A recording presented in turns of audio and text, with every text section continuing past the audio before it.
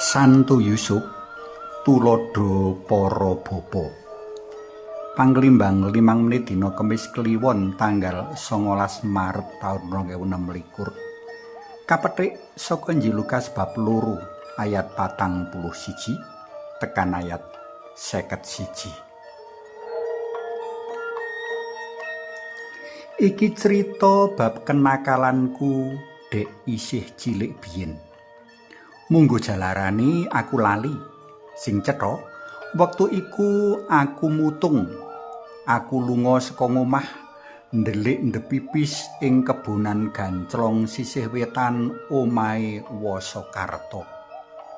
Kebon ganclong mau kejaba sak dedeg wong diwasa dhuwure nanging uga ketel banget saengga primpen kanggo pandhelikan. Saka kono aku krungu wong padha pirembugan. Goleki apa to, Kang? Kok ngotak-otak blumbang ki? Wong kang ditakoni kang nitik suarane swara bapakku mangsuli. Goleki mungsi.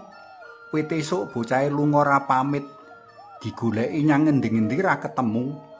Tak takokno nang kanca kancane ya rada ngerti. Aja-aja bocahe kecemplung blumbang. Mula njur tak goleki ning blumbang iki. Kowe ngerti po? Ora Kang, ayo tak ewangi goleki. Ralet sedhela keprungu gemerah swara wong sak pirang-pirang lanang wadon ngupengi blumbang melu goleki. Swara otak nyigar banyu pating krupyak kepara ana sing nyemplung blumbang njlulupi barang.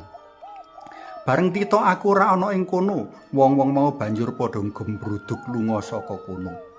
Sajake bapakku karo wong-wong mau padha nurut lan ngurut siji mbaka siji blumbang-blumbang sing ana ing kampungku. Para sedulur ngerti ana pira blumbang ing kampungku? Wakeh, luwih saka 10 iji. Pengalaman kang cecala bali kemliwer ing pikiranku rikala nglelimbang waosan dina iki. Pengalaman kang banget nusahake wong tuwa, nanging saka kono aku dadi ngerti iba tresnane wong tuaku marang anak-anake. Nadyan ora bisa dipadhakake, nanging ana kang memper antarane bapakku karo Santo Yusuf.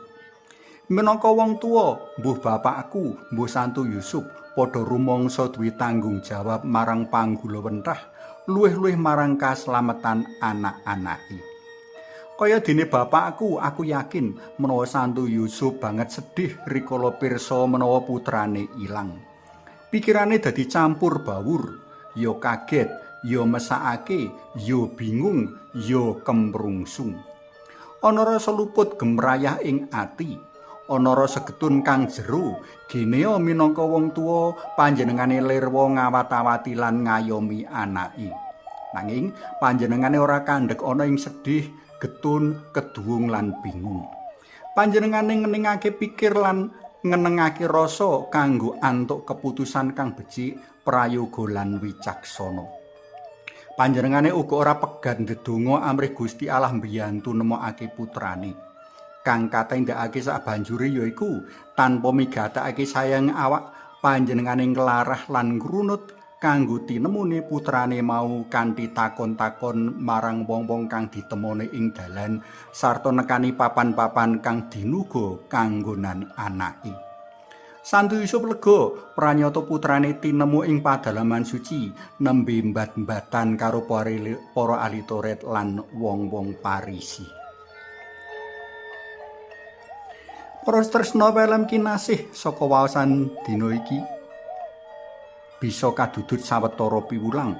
Sepisan prayogane mbangun brayat selaras karo piwulang dalem Gusti, mligine migatekake pangguluwenting anak, amrih kejaba tansaya wanuh nanging uga tansaya caket Gusti. Kapindho, katresnane wong tuwa maujud nyata ana perjuangan, mligine rikala si anak jroning panandhang. Saka wong tuwa kang penuh tanggung jawab timbul anak kang darbe kapribaden becik.